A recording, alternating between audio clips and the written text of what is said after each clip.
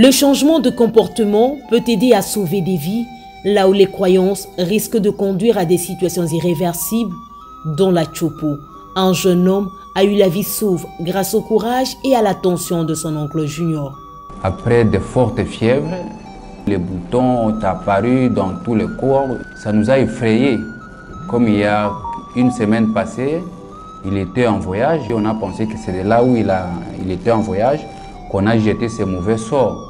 Et tout d'un coup, je me suis souvenu d'un relais communautaire qui était en train de crier à une certaine période. Quand vous voyez des boutons, c'est une maladie qui touche beaucoup de gens, il faut l'amener à l'hôpital. On a eu tout le courage.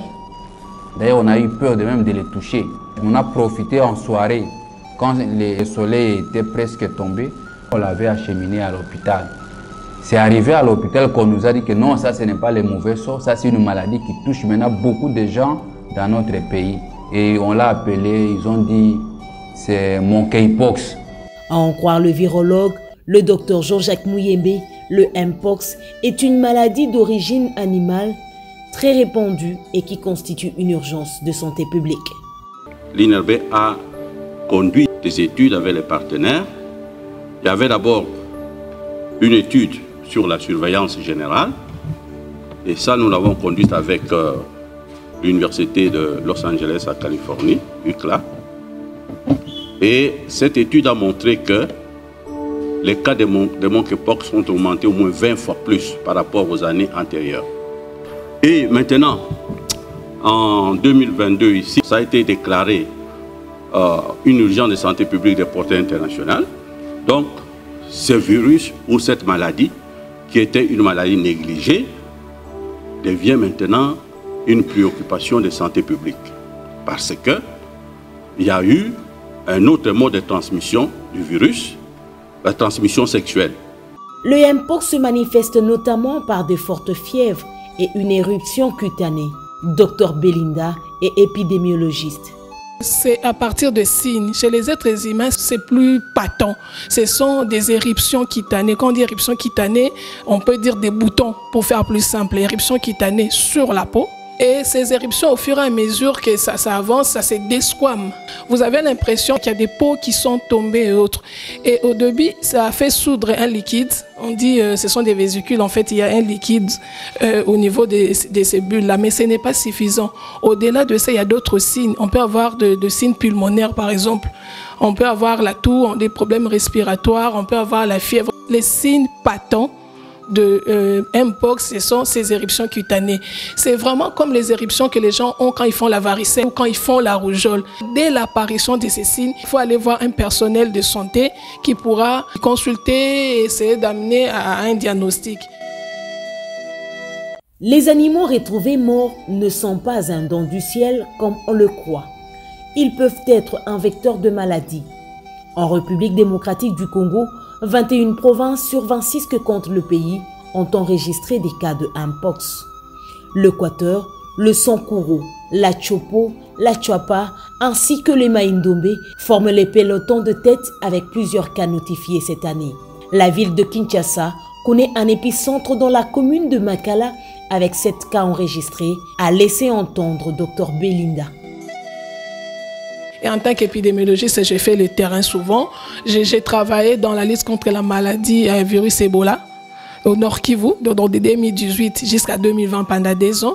J'ai travaillé à l'Équateur, même pour Ebola.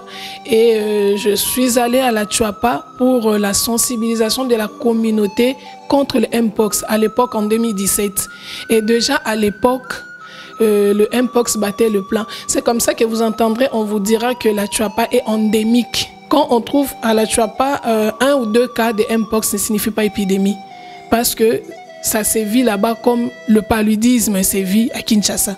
N'attendons pas d'avoir vraiment de villes décimées pour agir. C'est maintenant qu'il faut agir. C'est une maladie vraie. Jadis qui sévissait vraiment dans des provinces, mais actuellement, on a identifié des cas à Kinshasa. Selon le ministère de la Santé publique, Hygiène et Prévention, le Mpox est une maladie virale qui n'a pas de traitement à ce jour. Tout cas suspect doit être isolé et conduit dans le centre de santé le plus proche pour des analyses et une prise en charge appropriée. La létalité est forte, mais elle n'est pas très létale comme la rage. J'ai dit 100% de létalité. Je vais vous donner un exemple. Il y a une maladie que les gens craignent comme la maladie à virus et Ebola, mais des fois nous avons 40-50% de létalité. Donc on peut s'en prévenir et puis on peut en guérir. Mais la différence entre les Mpox et Ebola, c'est qu'Ebola actuellement, il y a des vaccins identifiés et on peut prendre en charge. Et les monkeypox, on martèle sur la prévention. Aussi longtemps qu'on n'aura pas encore homologué le vaccin, nous parlerons vraiment de la prévention, rien que de la prévention. D'où la nécessité de couper la chaîne de transmission en isolant le malade. C'est une maladie dangereuse, mais évitable, disent les professionnels de santé. Ces derniers recommandent aux communautés d'éviter tout contact non protégé avec des animaux malades ou morts. Se laver régulièrement et correctement les mains à l'eau propre et au savon ou à la cendre, et d'éviter tout contact physique et sexuel avec une personne qui présente des signes de Mpox et toute autre sécrétion ou liquide provenant des personnes malades comme les sangs, urine, salive, sel, vomissures, sueur, sperme et autres. La transmission de monkeypox, c'est vrai, on dit par contact. On peut être en contact directement avec la personne qui est malade. Là, c'est dans la communauté.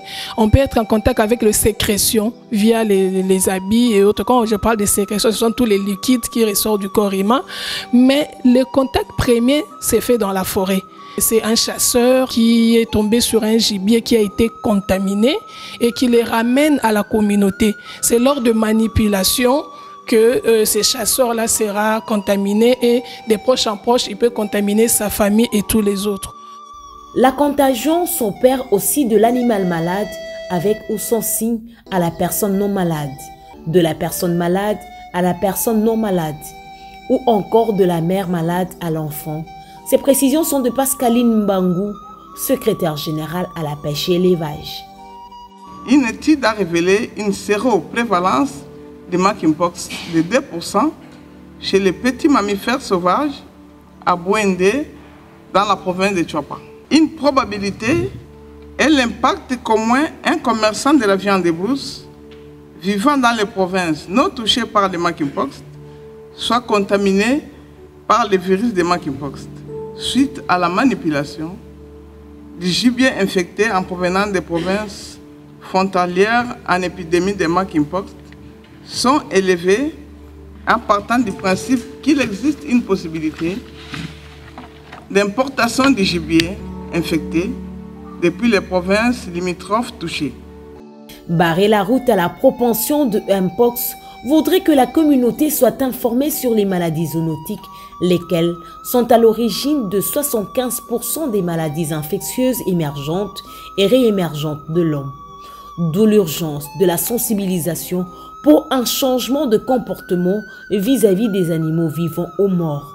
Il est démontré que les maladies infectieuses émergentes et réémergentes à caractère zoonotique comme Ebola, rage, la fièvre de la vallée de Rift, fièvre jaune, Mpox, Covid-19 et autres, ainsi que la résistance aux antimicrobiens constituent des menaces de santé publique, lesquelles ont poussé l'humanité à prendre conscience que la santé humaine, la santé animale et la santé environnementale sont étroitement liées. Face à ces menaces, la stratégie mondiale Une seule santé s'avère être la panacée. En effet, elle promet la collaboration multisectorielle et multidisciplinaire entre les secteurs de santé humaine, animale et environnementale dans la prévention, préparation et riposte contre ces menaces de santé publique. Affirmation de Nadège Ngombe Kabomba, coordonnatrice de la commission de coordination Une santé.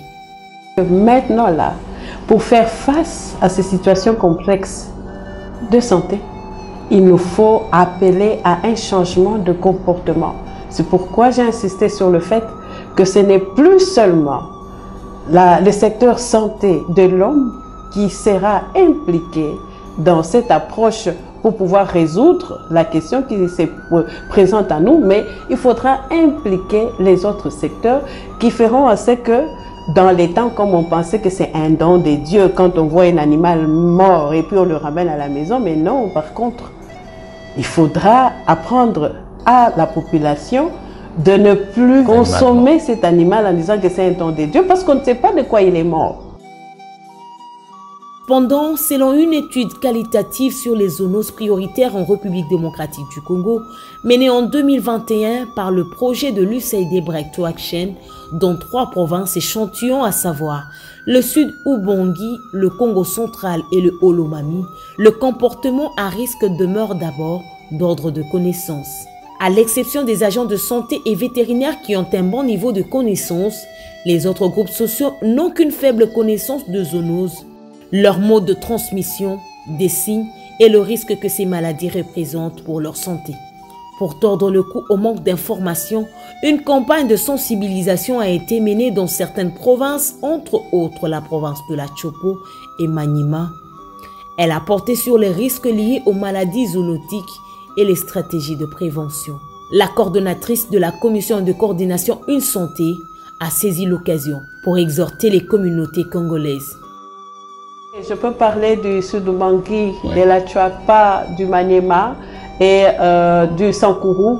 Ce sont ces provinces qui ont notifié des cas et dans ces provinces, il y a eu des campagnes de sensibilisation qui ont concerné plusieurs parties prenantes. D'abord, ils ont été formés pour pouvoir s'approprier déjà des outils qu'on a eu à développer ensemble et aller vers la population et montrer à la population quels sont les bons gestes, qu'est-ce qu'il faut faire, qu'est-ce qu'il ne faudrait pas faire, comment identifier, comment prévenir et ainsi de suite. Donc c'est tout un paquet, un bagage qui a été fait pour pouvoir accompagner cette population qui souffre. D'où cet appel aux communautés des provinces de la Chopo, l'Équateur et Kinshasa s'approprier la campagne de sensibilisation sur les risques liés aux maladies zoonotiques et les stratégies de prévention qu'organise la Radio Workshop en partenariat avec l'Organisation mondiale de la santé animale, ce avec le financement de l'Union européenne. J'encourage ici le fait que la population doit garder ce dialogue permanent avec le monde médical. La stratégie Une Santé existe. Elle a plusieurs volets, volet gouvernance, volet enseignement, formation, recherche et communication. Elle veut amener tout le monde à renforcer la collaboration, la communication, à mutualiser les efforts, à travailler ensemble en vue de résoudre les problèmes de santé qui se présentent à nous.